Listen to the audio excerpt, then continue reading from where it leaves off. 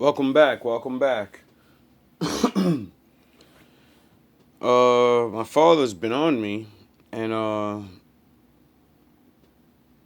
putting that thinking thing going. This is a special one. Fair use. I couldn't understand somebody for a while. And I could be wrong about this person, but I know there are women going through things like this. So now I know why the Most High made me study these comic books and shit and then study psychology, because now I can identify these people on two different levels. Now we're going to jump into what I call the Harley Quinn effect. Most women have been brainwashed and broken, and they become Harley Quinn. See, you guys just know Harley Quinn as Harley Quinn, the crazy girl riding around with Joker.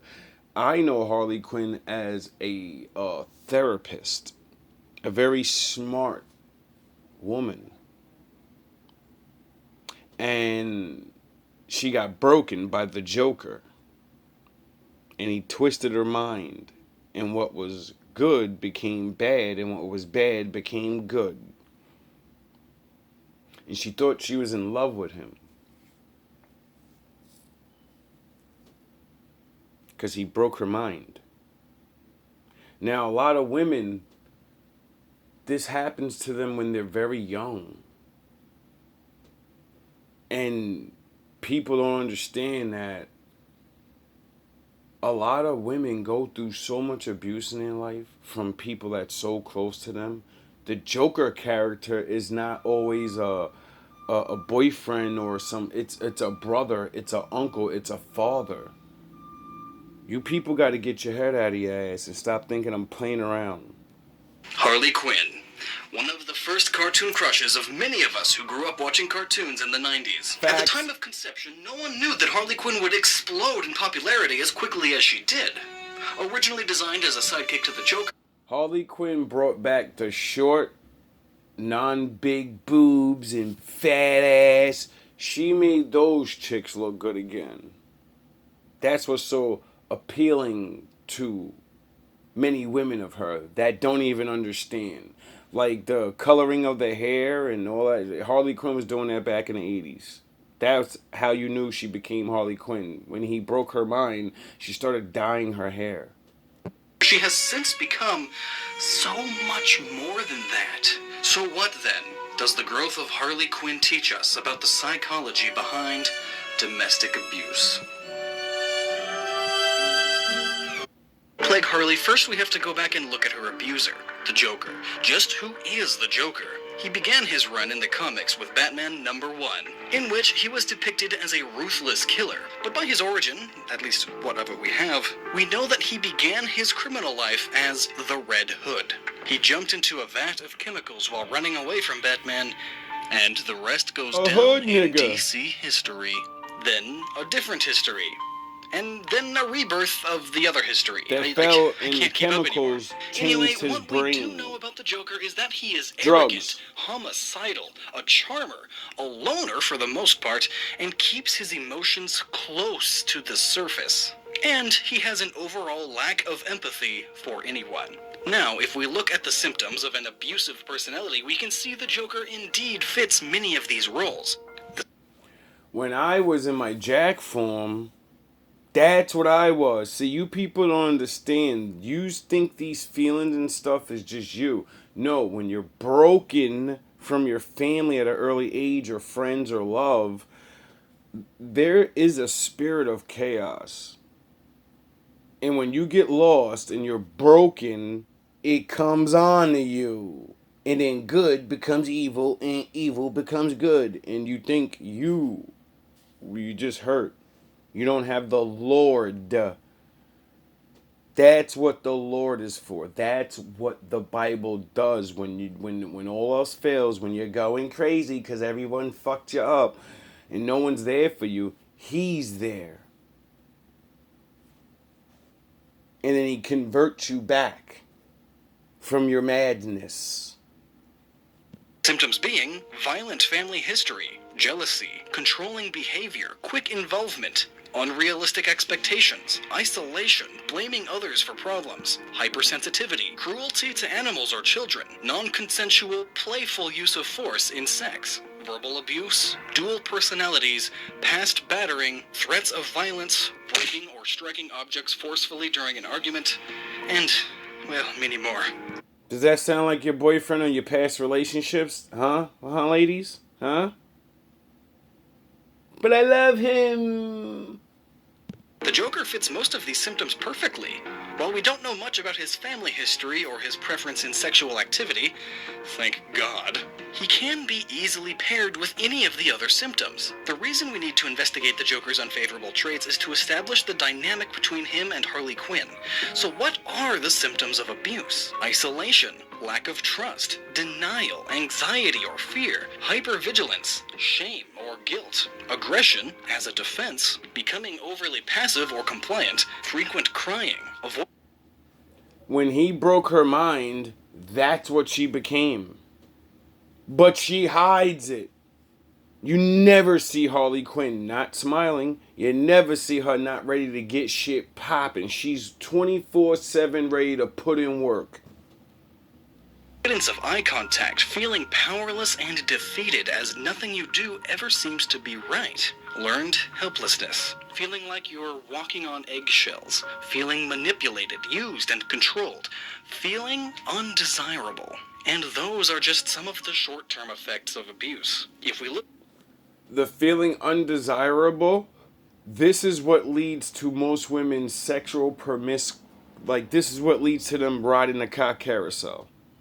Because they feel like nothing and they realize, well, this makes them give me things and attention. So there's really no love. There's only this thing and they want it and they give me things for it. So, okay, now I know the game. I'm going to play the game. And they don't realize you're broken. You're going to fucking destroy yourself. You just robbed yourself of love. Well, you didn't. Whoever hurt you did. Into the history of Harley, we can see the same effects on her from the Joker. And while it would be easy to examine the individual symptoms and effects of abuse, I want to take a minute and look at the overall dynamic presented primarily in the pre-New 52 and animated universe. Honestly, it could be argued that New 52 presents the situation in an even worse light, which is why we'll table that for later in the video. Now, in Mad Love, the most common origin story, we see Harley as a somewhat established psychiatrist, Harleen Quinzel, who has just started working at Arkham Asylum. She almost instantly becomes obsessed with being the one to crack the Joker. You ever notice how these chicks always got a nickname now? They don't tell you their name. I'm fucking Rosie Sunshine and I'm Bad Bitch 3000, you know. That's the first sign of she's fucking broken. She has another name, so she has another personality. Her real name, though, is her real personality. She didn't tell you that because she doesn't fucking go by her real personality. She doesn't even know who that is anymore because someone stole it from her.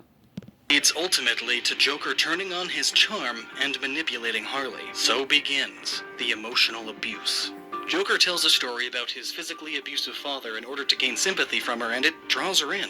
She feels like she knows more than anyone else about the Joker now. She alone now knows what makes Gotham's resident psychopath tick. She tries digging deeper every day, and eventually these conversations develop into simple, friendly conversation. She starts talking about her issues while the Joker listens, and thus the Joker learns more and more about her, until one day, he escapes. Though as always, he's brought back in after a fight with Batman. We are all meant to see just another Joker vs. Batman fight, but that's not what Harley sees. Due to the time she spent with the charming and manipulative Joker, she sees him as a battered child, much like the story he told her.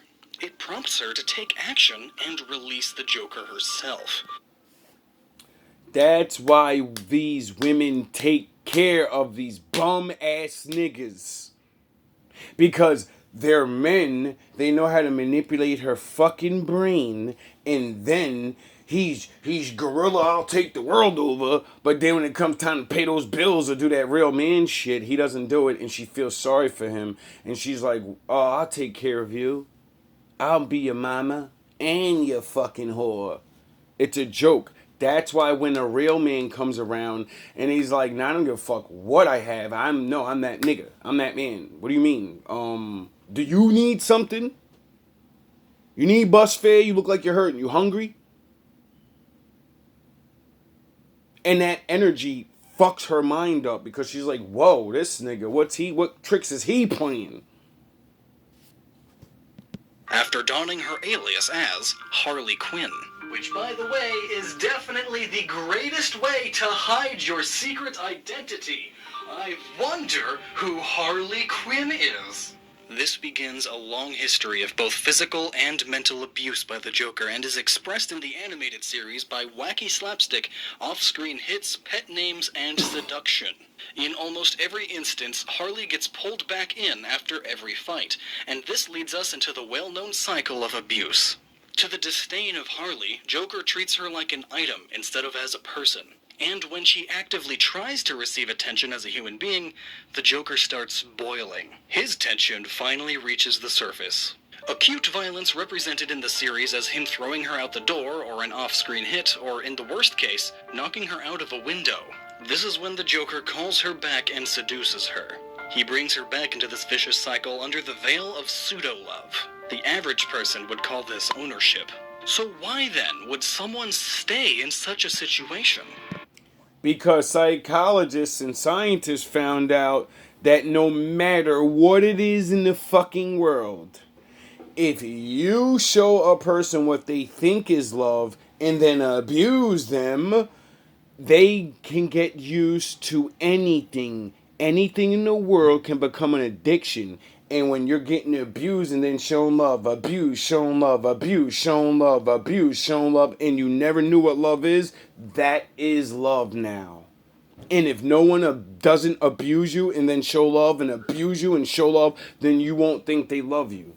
When a motherfucker shows you love, and then y'all get in arguments and you're waiting for the abuse and the fights and oh, let's get it on. Yeah, I can feel your power. You got a lot. You're going to be a good competition. And then he just walks away and goes, nah, fuck all that.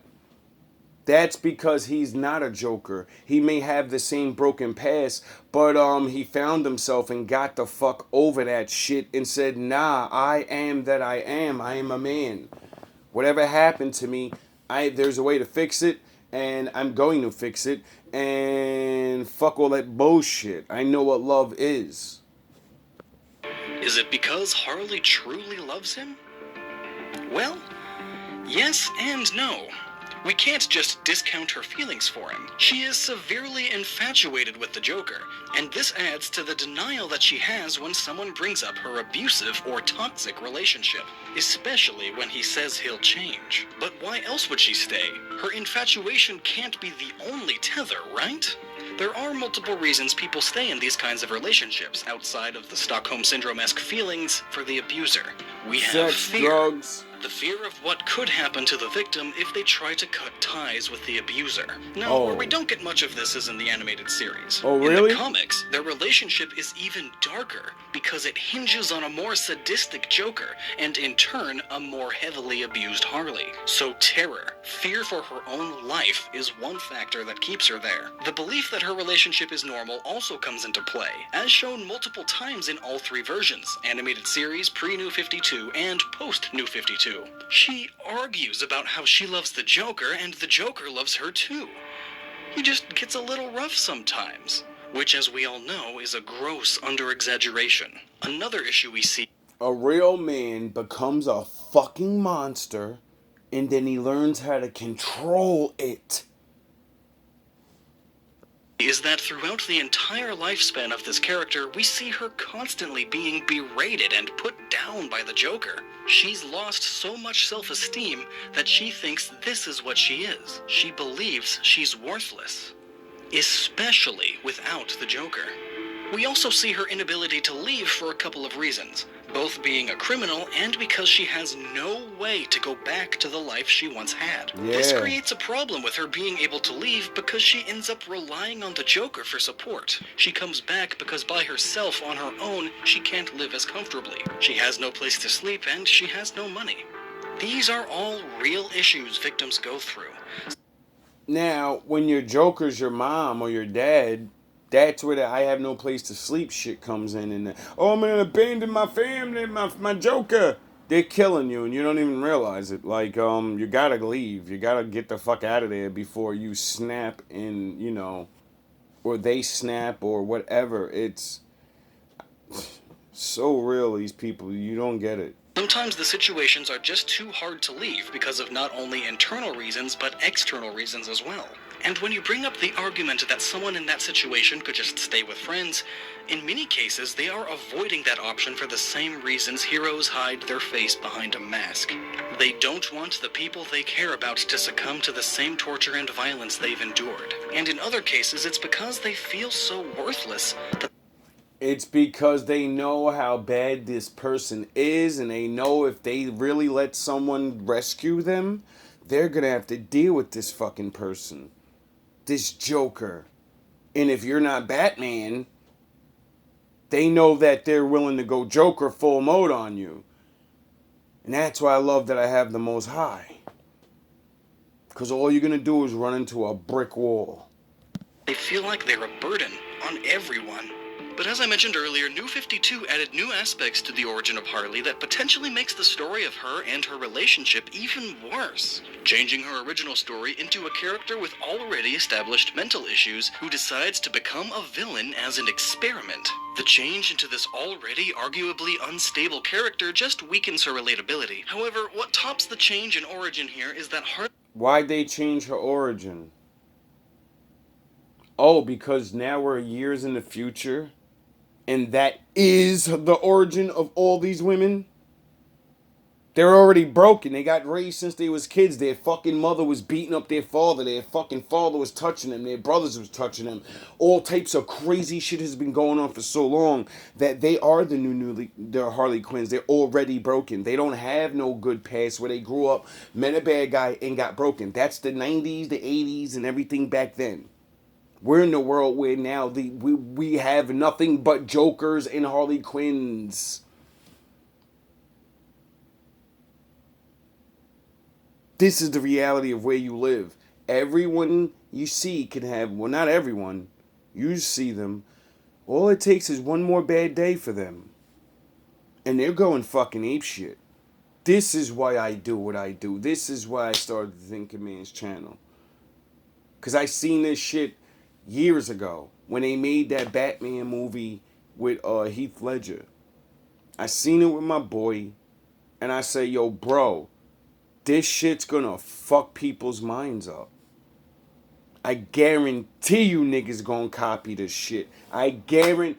And then, y'all might have forgot, but I'm gonna do a little, something on that after this.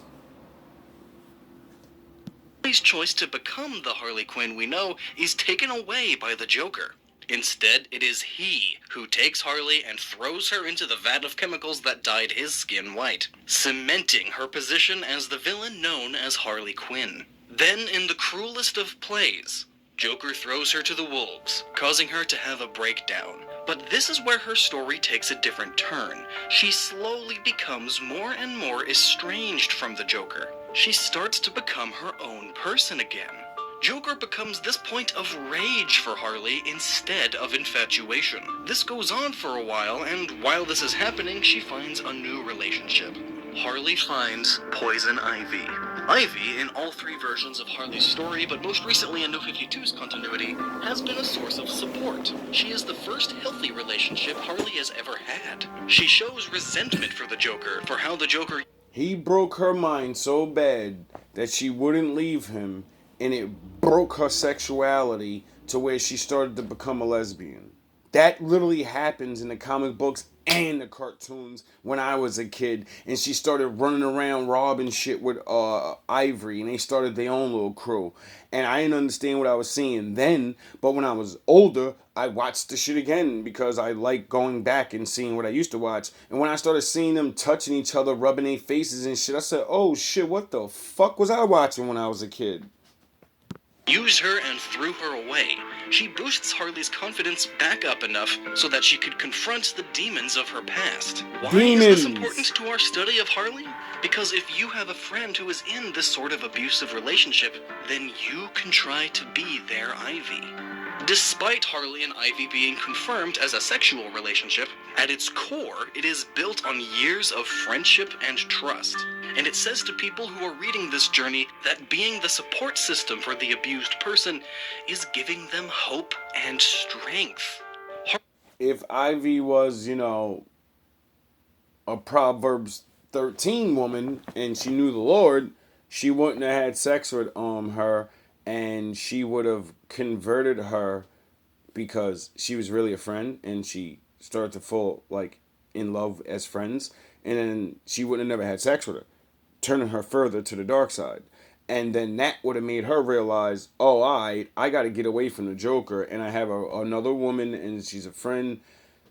It's not a man or whatever, so maybe he'll let me leave off, or maybe this person's willing to fucking leave town and escape this motherfucker or something. You know what I mean? Like, when you are by yourself, you just stay where you are unless, you're not by yourself. And that's why I keep the Lord with me. Harley and Ivy are the relationship that Harley initially wanted with the Joker. She's confident, comfortable, trusting, and most of all, able to be herself. Harley by this point has had her own adventures with Ivy, Power Girl, and the Suicide Squad, and this has had a phenomenal change on her. She's a much more Oh, Harley Quinn ends up on a team, huh? Oh, really? powerful person with all of these experiences. And just recently, in her solo, ongoing Harley Quinn number 25, she sent a powerful message to anyone in a situation such as hers. She finally found the strength to move on. Even in the last meeting with the Joker, he still echoes lines of abuse with, "You'll never rid yourself of me. Without me, you are nothing."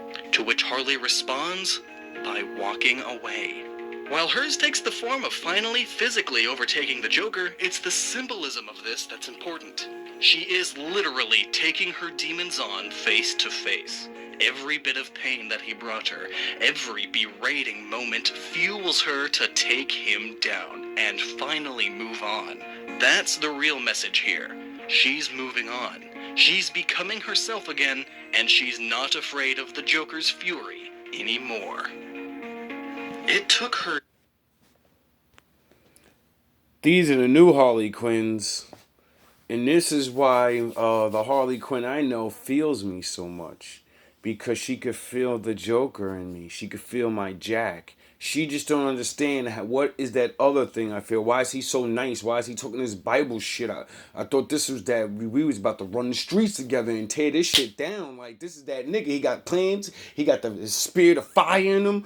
But this light shit, what the fuck is with this pussy nigga shit? Nah, that is where all the power comes from. You just don't get it.